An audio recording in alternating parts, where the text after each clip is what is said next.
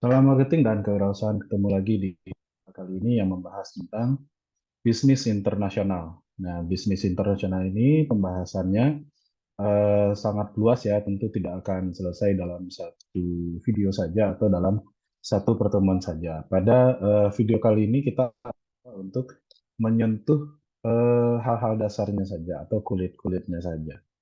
Nah, pertama, dalam bisnis internasional, kita harus memahami dulu bahwa suatu perusahaan atau suatu bisnis itu dia bisa berpartisipasi dalam berbagai gelanggang gitu ya, atau dalam berbagai pasar. Tingkat yang paling rendah tentunya adalah pasar domestik. Domestik ini adalah pasar dalam negeri. Nah, kalau pasar dalam negeri ya bisa secara nasional, misalnya perusahaan itu memiliki bisnis dalam skala nasional, dia menjualnya di Jawa, Sumatera, Kalimantan, dan sebagainya. Namun juga bisa di tingkat lokal saja, di Kota Padang misalnya, atau hanya di Jakarta. Nah, itu semuanya masuk ke dalam partisipasi bisnis di tingkat domestik. Jadi kalau domestik itu adalah bisnisnya itu di tingkat nasional atau di dalam negeri. Kemudian yang kedua, tingkat partisipasi bisnis ini adalah di tingkat internasional. Tingkat internasional ini antar dua negara bisa melakukan ekspor maupun melakukan impor. Nah, ekspor itu artinya kita berdagang, kita menjual, sementara kalau impor itu adalah kita membeli. Ya. Kemudian ada juga tingkat partisipasi bisnis tersebut yaitu multinasional. Multinasional ini bisnisnya itu ada di beberapa negara dan di kawasan tertentu, misalnya di kawasan ASEAN. Atau kalau dalam kawasan tertentu kadang-kadang disebut juga sebagai misalnya seperti Shopee, misalnya Shopee itu kan dia regional. Ada Shopee Indonesia, ada Shopee Singapura, Shopee Malaysia, Shopee Thailand. Tapi mereka saling ini apa namanya di bawah satu perusahaan, itu perusahaan Shopee. Nah, tapi memang ya sayangnya sampai ke saat video ini dibuat atau ketika saya menyampaikan materi ini, memang kita misalnya Shopee belanja di Shopee Indonesia itu belum bisa membeli produk di Shopee Malaysia misalnya atau membeli produk di Shopee Thailand. Nah, itu belum bisa. Mudah-mudahan sebentar lagi akan terbuka peluang seperti itu ya. Nah, ada juga tingkat partisipasi bisnis yaitu di tingkat global. Nah, kalau sudah tingkat global ya berarti bukan hanya di beberapa negara saja, tapi sudah hampir di seluruh kawasan dunia ini. Nah, sudah ada beberapa contoh perusahaan-perusahaan besar yang itu kehadirannya ada di mana-mana. Contohnya seperti McDonald atau Toyota yang dari Jepang, tapi sudah masuk kendaraan-kendaraan yang dia produksi sudah ada di Indonesia, di Malaysia, bahkan di Amerika dengan merek Lexus ya kan sampai di Eropa, Citibank dan lain-lain sebagainya. Nah, menariknya kalau McDonald itu saking apa namanya perusahaannya itu ada di mana-mana, ada namanya indeks hamburger apa indeks McDonald. Nanti Anda boleh cari ya. Jadi menilai daya beli masyarakat suatu negara berdasarkan dari harga Big Mac-nya, Big Mac Index ya, Big Mac Index. Jadi kalau di Indonesia harga Big Mac-nya misalnya 25.000 atau 30.000, di Amerika adalah sekian. Jadi mereka bisa membandingkan sebenarnya daya beli di Indonesia ini dibandingkan dengan daya beli di Amerika itu berapa gitu ya. Mana yang lebih kuat. Nah, sampai ada ini Big Mac Index itu karena McDonald ini sudah hampir ada di seluruh negara sudah hampir ada gitu. Jarang kita temukan suatu negara itu tidak ada McDonald. Mungkin kalau di Indonesia mungkin sudah hampir setiap kota mungkin ada McDonald ya. Nah, kemudian apa itu globalisasi dan bisnis internasional? Globalisasi ini adalah suatu kondisi saling tergantung dalam jaringan internasional, meliputi transportasi, distribusi, komunikasi, dan ekonomi yang melampaui garis batas teritorial negara. Jadi bisnis itu tidak dibatasi oleh perbatasan-perbatasan. Nah, bisnis itu dia sudah saling tergantung. Jadi perusahaannya bisa jadi ada di Indonesia, tapi pabriknya di Cina misalnya ya kan? Nah, pabriknya di Cina. Pabrik Cina itu sendiri, misalnya dia menggunakan supplier yang ada dari Jepang misalnya. Nah, dan terus seperti itu. Nah, itulah yang disebut dengan globalisasi. Kantornya di Jakarta, tapi pekerjanya atau sumber daya manusianya belum tentu orang Indonesia. Bisa jadi ada ekspatriat di situ.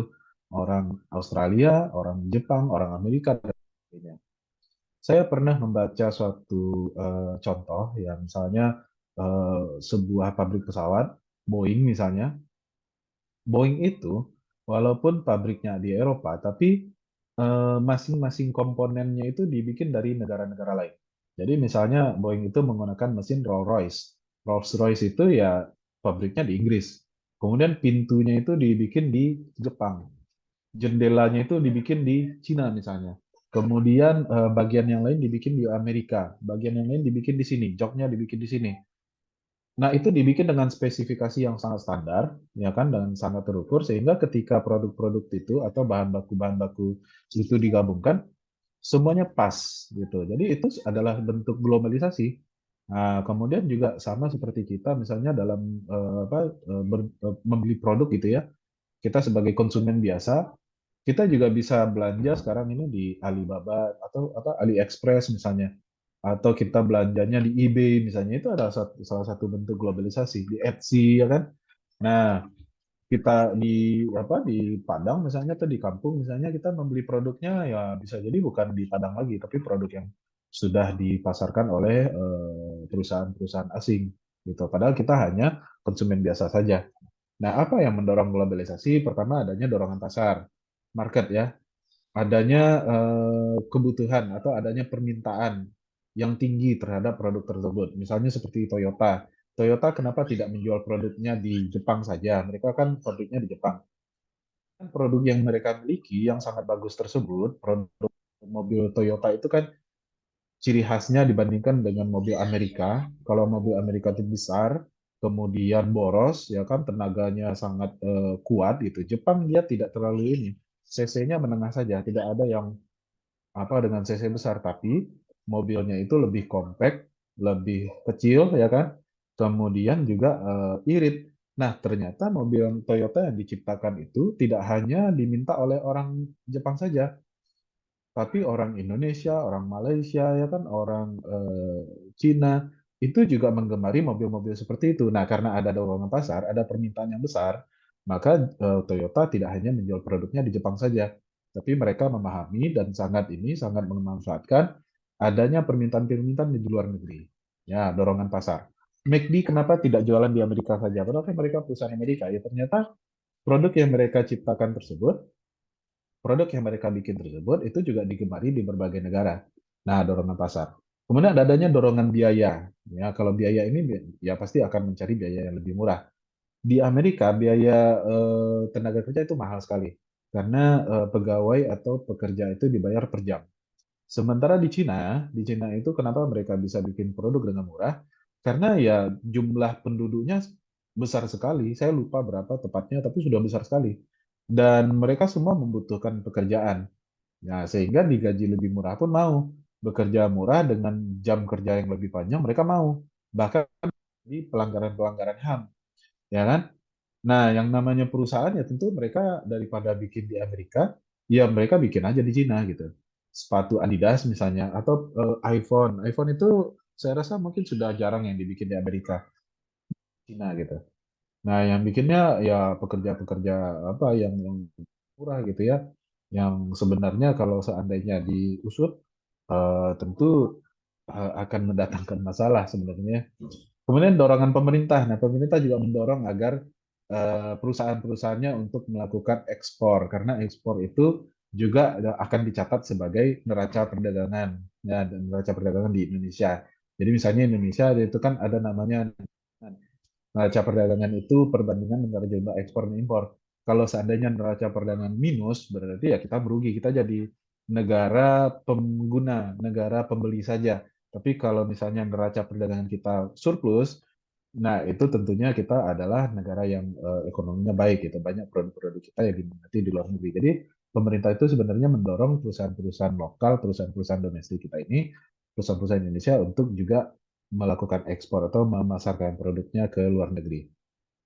Kemudian adanya dorongan persaingan. Nah, karena ada persaingan, nah, maka ya perusahaan itu saling berpacu ya, saling berpacu, berusaha mendapatkan keuntungan yang lebih besar, berusaha untuk saling mengungguli, sehingga pada akhirnya mereka akan terlibat dalam globalisasi atau bisnis internasional serta dorongan-dorongan lainnya. Ya, kemudian Ada beberapa pendekatan dalam bisnis internasional. Yang pertama dengan melakukan ekspor dan melakukan impor. Nah, seperti sudah dijelaskan tadi, ekspor itu artinya kita menjual, kalau impor itu kita membeli. Atau ekspor itu kita mengirimkan produk, impor kita menerima produk, ya, memasukkan.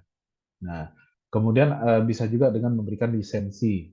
Seperti KFC misalnya. KFC itu dia memberikan lisensi. Jadi KFC itu tidak buka cabang di Indonesia, tapi dia jual kepada perusahaan Indonesia. Nanti perusahaan Indonesia ini yang membuat gerai-gerai KFC. Tentunya tidak bisa lepas dari aturan atau standar yang ditetapkan oleh KFC tersebut. Jadi KFC dia tidak investasi di Indonesia, tapi dia cari aja siapa yang mau membeli lisensinya. Kemudian Coca-Cola misalnya, nah itu juga lisensi. Atau seperti franchise, franchise itu juga memberikan lisensi. Tapi tetap saja, lisensi itu karena dia memberikan izin, sifatnya izin gitu ya. Jadi inovasi yang bisa dibuat oleh perusahaan yang memegang lisensi itu juga ya terbatas. Walaupun ada inovasi-inovasi ya, misalnya seperti KFC gitu ya. KFC itu kalau di Indonesia dia keluarkan inovasi menyediakan nasi karena masyarakat Indonesia menggemari nasi. Kalau tidak pakai pakai nasi, makanya maka dianggap masih ngemil gitu atau belum makan. Maka di Indonesia itu KFC-nya pakai nasi. Nah, kalau kita pergi ke luar negeri, misalnya kita pergi ke Eropa, nah, saya mau ke karena KFC ada nasi ya, nggak dijamin nggak akan ditemukan nasi di sana. Karena itu hanya ada di Indonesia, di Malaysia, di ya negara-negara yang makan nasi lah gitu, di Vietnam, di Thailand gitu ya.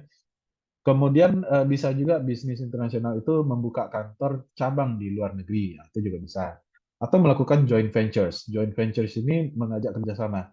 Jadi ada perusahaan di Amerika, diajaknya kerjasama perusahaan di Jepang misalnya. Atau Samsung. Samsung di Korea Selatan mengajak kerjasama Spotify misalnya.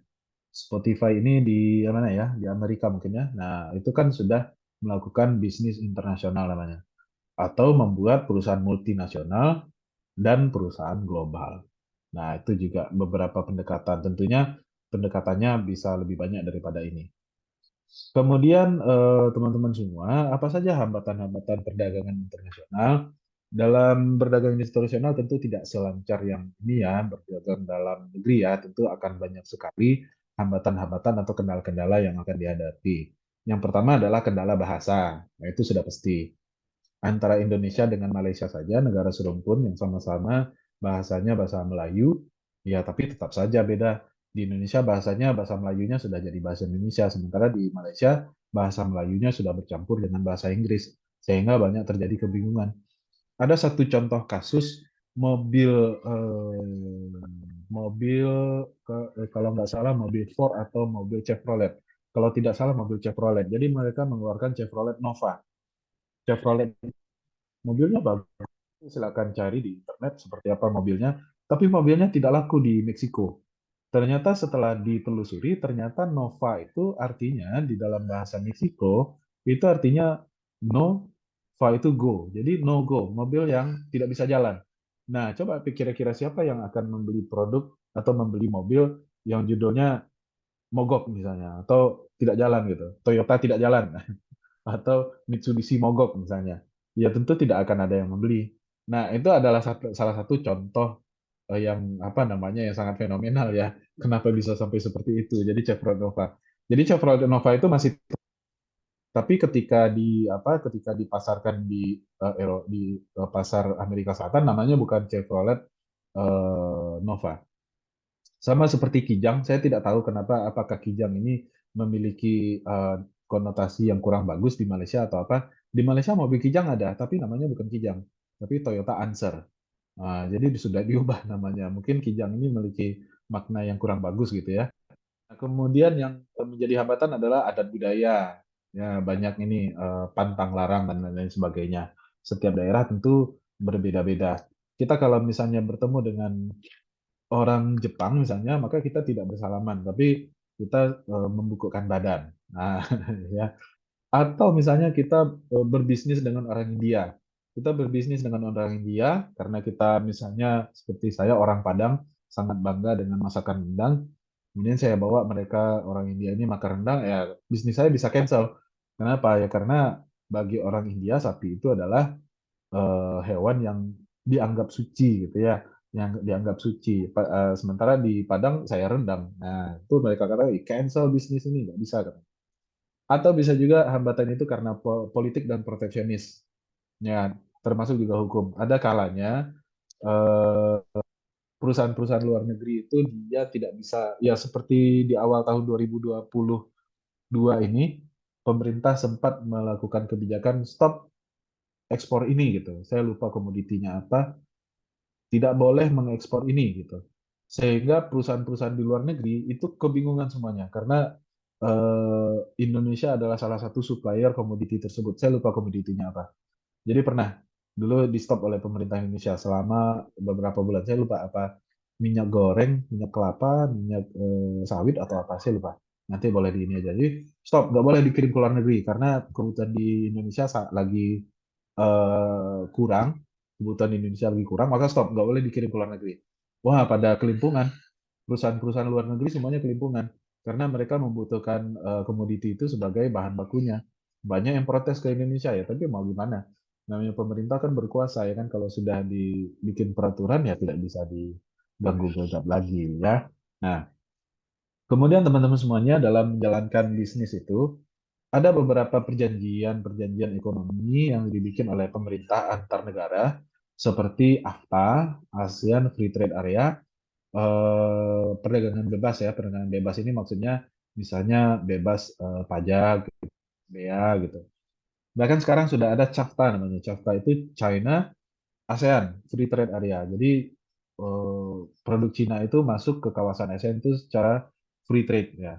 Kemudian kawasan bebas di Amerika Utara atau NAFTA Free Trade Area atau masyarakat Eropa European Community. Nah ini yang Inggris keluar ya Brexit. Nah Brexit.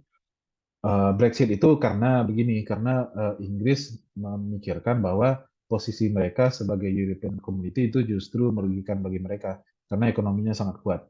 Nah, makanya mereka memilih untuk keluar. Namun setelah keluar ternyata ada beberapa pihak juga yang kecewa gitu ya di Inggris. Sehingga mereka memikirkan gimana caranya supaya bisa masuk lagi ke European Community. Oke, demikian saja materi kita kali ini. Semoga bermanfaat dan dapat dikembangkan. Sekali lagi, ini hanya sebagai pembuka saja, pembuka diskusi saja. Artinya materi ini bukan materi lengkapnya. Dan saya juga menyampaikannya mungkin sangat terburu-buru gitu ya. Materi ini biasanya saya sampaikan kalau di kelas itu selama 1 atau 1,5 jam. Demikian saja, terima kasih atas perhatiannya. Salam marketing dan keluarga.